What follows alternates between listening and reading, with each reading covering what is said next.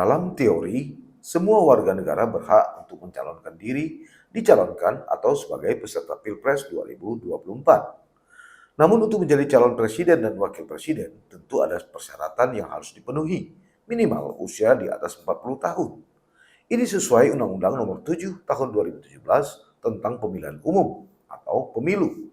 Undang-undang ini disahkan Presiden Joko Widodo pada 15 Agustus 2017, terdiri dari 73 pasal, penjelasan, dan 4 lampiran, serta diundangkan Menteri Hukum dan Hak Asasi Manusia Yosana Halauli pada 16 Agustus 2017. Memang persoalan batas usia capres dan cawapres menjadi perbincangan hangat di masyarakat, terutama karena ada partai politik yang mengajukan gugatan ke Mahkamah Konstitusi tentang batas usia minimal capres dan cawapres.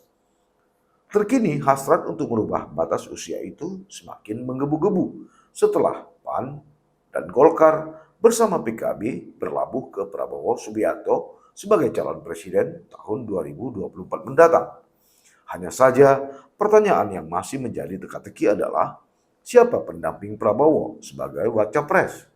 Banyak nama memang yang telah beredar, mulai dari Muhaimin Iskandar, Ketua Umum PKB, Erick Thohir, hingga Erlangga Hartarto, Ketua Partai Golkar. Terakhir nama Wali Kota Solo, Gibran Raka Buming Raka, yang juga putra Presiden Joko Widodo, semakin kuat digadang-gadang. Tapi untuk bisa melangkah ke kursi RI 2 bagi Gibran tak mudah. Dia terganjal dengan aturan, yaitu Undang-Undang Nomor 7 Tahun 2017 tentang pemilu tadi. Di sana disebutkan batas usia presiden dan wakil presiden minimal atau di atas 40 tahun. Sementara Gibran masih berusia 35 tahun. Itu sebabnya penggugat menilai dan beralasan berlakunya pasal 169 huruf Q Undang-Undang Nomor 7 Tahun 2017 tentang pemilu telah merugikan hak konstitusional mereka. Syarat ini sebenarnya tidak sulit untuk ditebak, apalagi sinyalnya secara lugas telah disampaikan Ketua Umum Partai Gerindra Prabowo Subianto dalam pidatonya pada Agustus 2020 lalu.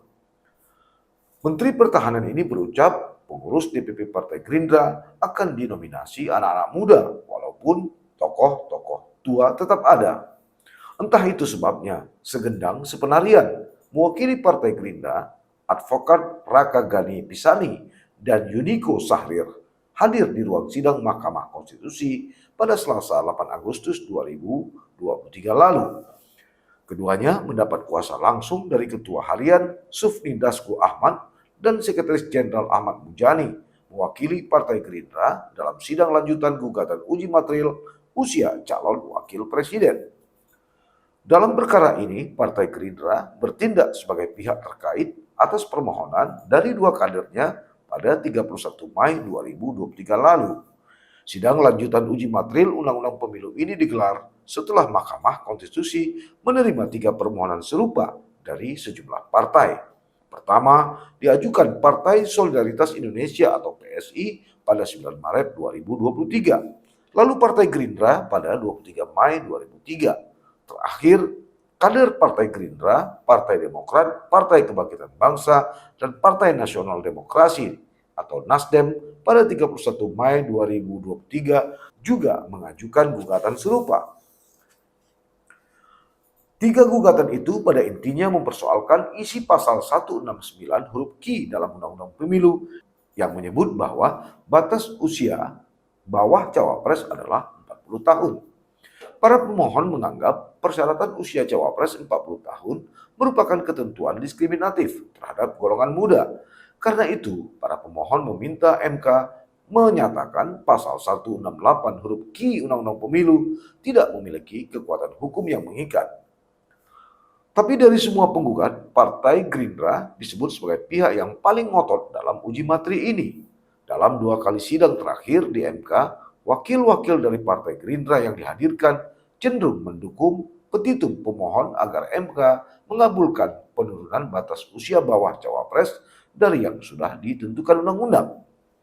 Raka Ghani Pisani misalnya menyebut batas usia tidak bisa menjadi pengecualian masyarakat untuk mendapatkan hak dipilih sebagai cawapres atau bahkan capres. Kaum muda menurut Raka berhak mencalonkan diri sebagai cawapres sepanjang memiliki pengalaman sebagai penyelenggara negara.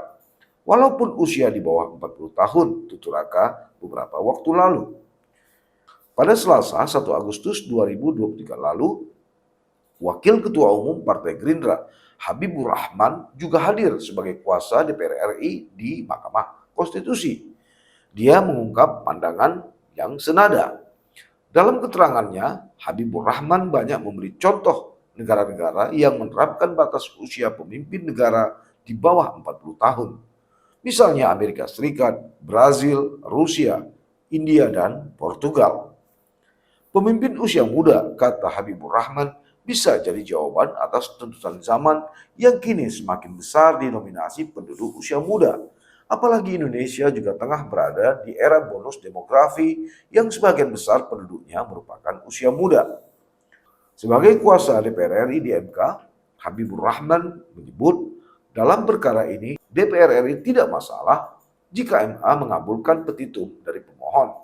Walau secara pribadi dan partai, Habibur Rahman mengaku memang mendukung usia cawapres diturunkan bahkan sampai batas minimal 17 tahun. Alasannya karena kalau usia 17 tahun sudah dinyatakan berhak memilih, dia juga berhak untuk dipilih karena ukurannya adalah kecakapan menurut hukum. Jelas Habibur Rahman kepada media pers di Jakarta, Kamis 3 Agustus 2023 lalu. Ngototnya Partai Gerindra mengubah batas usia cawapres ini pun dituding PDI Perjuangan sebagai manuver politik. Politikus PDIP, Dedi Yefri Hanteru Sitorus menilai, gugatan usia cawapres tidaklah murni bertujuan untuk memperjuangkan hak konstitusional kelompok muda. Menurut Dedi, gugatan usia cawapres tidak memiliki alasan substansial dan filosofis, sehingga terkesan mendesak untuk diubah.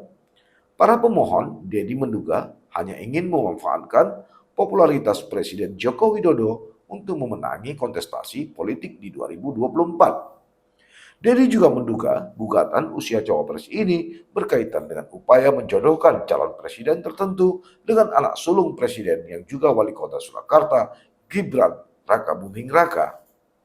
Dedi juga setuju dengan pernyataan Sekjen PDIP Hasto Kristianto yang menduga bahwa gugatan uji material usia cawapres merupakan bentuk manuver politik dari kekuasaan. Tapi itu dibantah oleh tenaga ahli staf Kepresidenan Ali Mukhtar Ngabalin. Dia memastikan bahwa istana sama sekali tidak cawe-cawe dalam gugatan uji materi usia cawapres. Ali menganggap pihak-pihak yang mengaitkan gugatan uji materi ini dengan pemerintah merupakan orang-orang yang panik dan tidak rasional. Kepanikan itu, kata Ali, membuat pihak-pihak justru merendahkan logika berpikirnya sendiri. Sebab lanjut Ali, uji material adalah kewenangan MK untuk memutuskan. Pemerintah atau Presiden Jokowi sama sekali tidak memiliki wewenang untuk mencampuri urusan peradilan di MK. Di sisi lain, Partai Demokrat yang salah satu kadernya menjadi penggugat justru menolak secara tegas gugatan uji materi usia cawapres. Juru bicara Partai Demokrat, Herzaki Mahendra Putra, mengaku partainya tidak setuju dengan gugatan tersebut. Alasannya karena mereka khawatir uji material ini hanya akan untuk dimanfaatkan kepentingan politik satu atau dua pihak. Ada kekhawatiran di kalangan internal Partai Demokrat, kata Herzaki. Gugatan itu bakal melanggengkan politik dinasti di pemerintahan sekarang. Herzaki juga menyinggung soal isu penjodohan Gibran yang masih berusia 35 tahun sebagai bakal cawapres Prabowo Subianto pada pemilu 2024. Menurut Herzaki, yang berkembang di masyarakat saat ini adalah sebagai upaya aji mumpung oleh sekelompok orang yang katanya anti politik dinasti banget.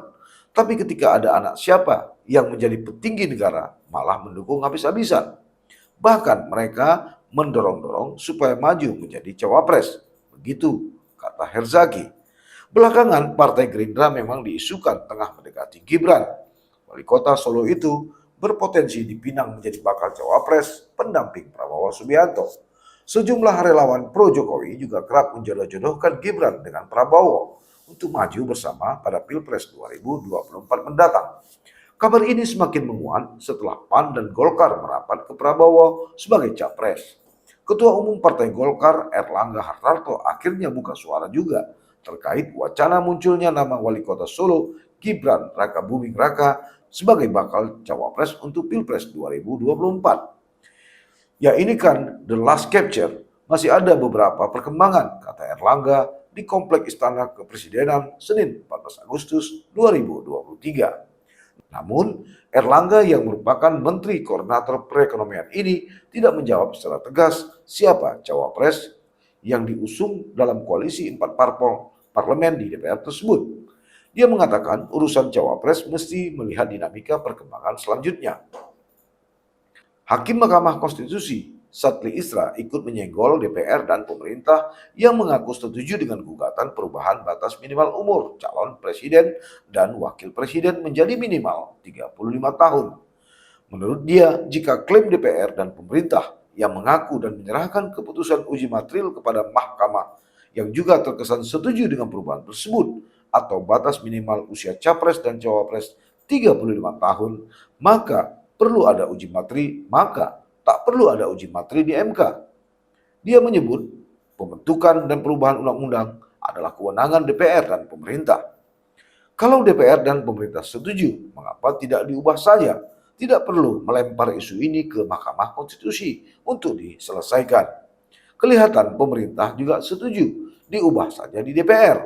Begitu kata Satli kepada wartawan di Jakarta 1 Agustus 2023.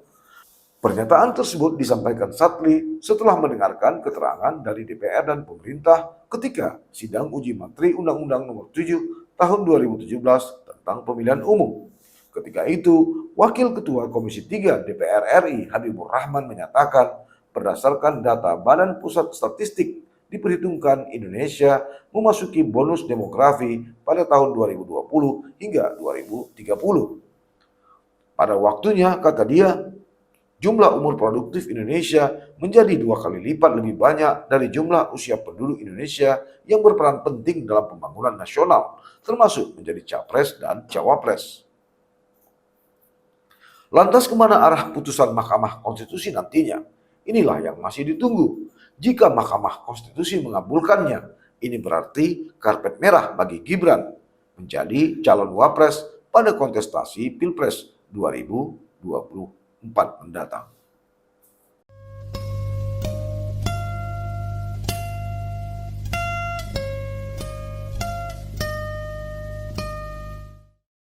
Jangan lupa like, komen, dan subscribe. Serta aktifkan lonceng notifikasi